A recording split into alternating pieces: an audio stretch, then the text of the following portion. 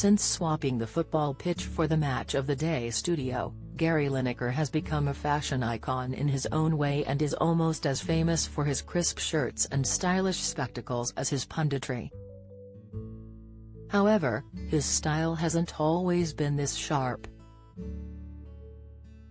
The 62-year-old is still ripped by friends about fashion disasters from his footballer days, and he cringes about the time he had a hellish shell suit ranged to his name.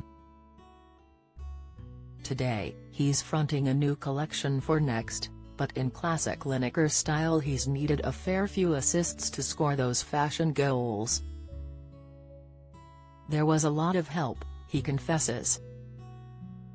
"I'm not necessarily brilliant at putting things together.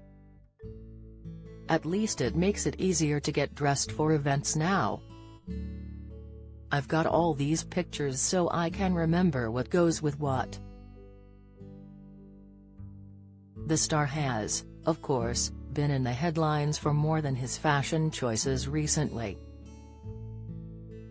He caused a stir with his tweet criticizing the government's asylum policy and was suspended from the BBC very briefly before returning in triumph, following a mass walkout by his supportive colleagues. Here, we talk to Gary about his thoughts on that controversy, the one TV show you'll never see him appear on, getting starstruck, and his friendship with Hollywood star Ryan Reynolds. How do you deal with the negativity of social media and being in the public eye?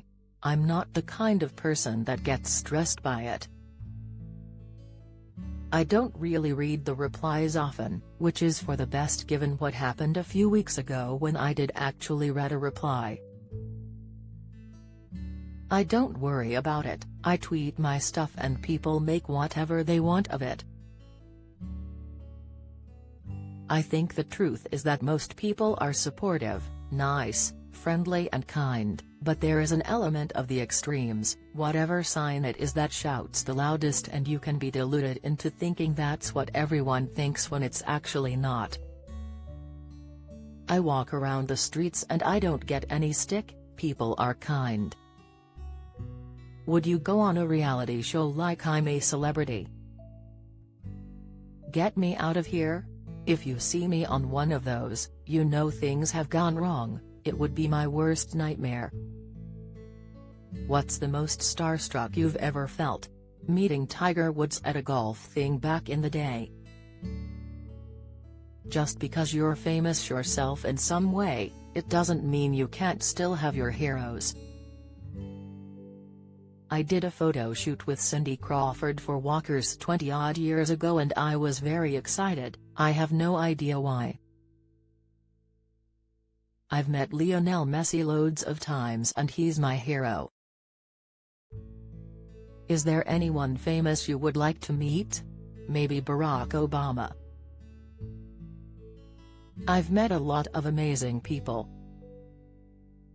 I've met Nelson Mandela. Ryan Reynolds now co-owns Wrexham AFC. Have you met him yet? I met him at Wrexham. I interviewed him before a game recently and we've actually stayed in touch and we've been texting. I really like him and it's an amazing story. They've been lucky as well in the drama that's happened to their team. You can see he's generally into it. I was texting him the other day after their amazing game. You can see it's got to him. You're known for your fashion on Match of the Day. Do you have a stylist? I've always got my own clothes and I've always dressed myself on TV. There's no wardrobe budget at BBC Sport so we all dress ourselves. There are a few guidelines though. On Match of the Day we've got to be casual, or if we do a big live game then we've got to wear a suit. If it's the FA Cup final or World Cup final, we all have a tie on and dress up. It's nice to dress up sometimes, because actually nowadays no one works in a suit and tie, so it's great to have the chance. Is your TV look different to how you dress at home? Fairly different. For Match of the Day it's a green screen, so we're so restricted with what we can wear. We can't wear green or white, we can't wear any pattern because it will strobe, so you basically wear dark blue, light blue or black shirts. There's not a lot of variety you can wear. Off-screen I'm very much more casual. I generally just wear jeans, a t-shirt or shirt and a jacket. It's different to what I would wear on TV. How has your style changed since your footballer days? I look back at some of the old pictures and on a regular basis I go, what were you thinking? But that's what people wore then. I'm sure even in 20 years or so you'll look back on things like this and go, I'm not sure about that one. Things do change and I think you just change with it.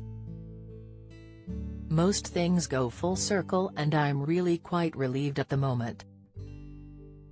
Tight jeans were a thing for ages, and now all of a sudden they're baggy and they're so much more comfortable.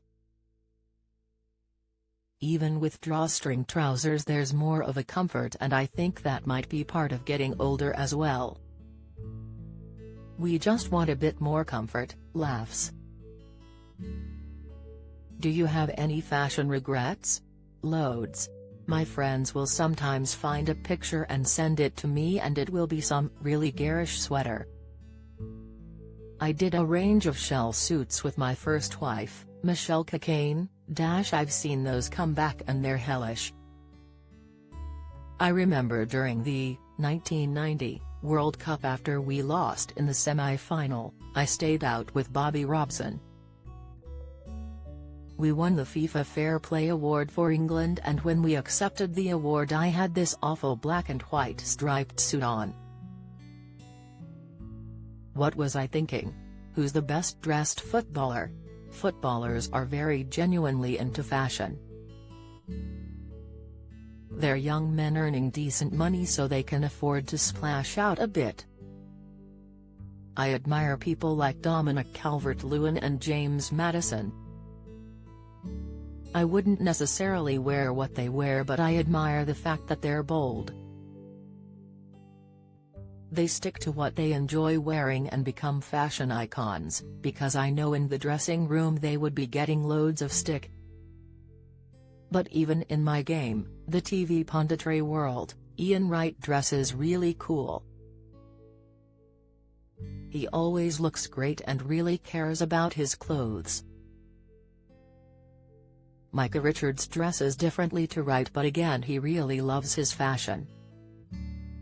I think generally footballers, we're a vain lot, so we all care what we look like. You're fronting a next collection. What's it like striking a pose instead of a ball? I never expected to be a fashion model at the grand old age of 62. I've always loved clothes, fashion and shopping. Well, not the shopping part so much, but it's something really different and a lot of fun. It's changed my thinking a little bit. One or two things that I said I'm not sure on, for example, white jeans. I've never really worn those, but actually it looks good. I will definitely whip them out in Ibiza.